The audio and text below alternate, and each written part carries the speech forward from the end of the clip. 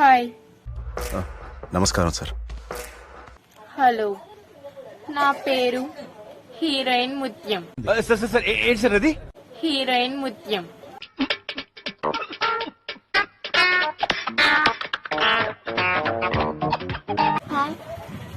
త్వరలో హీరోయిన్ అవ్వబోతున్నాను.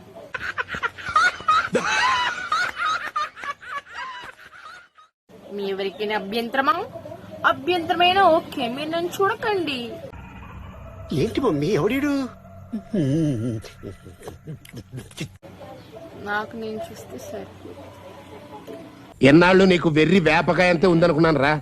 గుమ్మడికాయ అంత డెవలప్ అయిపోయింది. నేను అవుతా, నా ఇష్టం.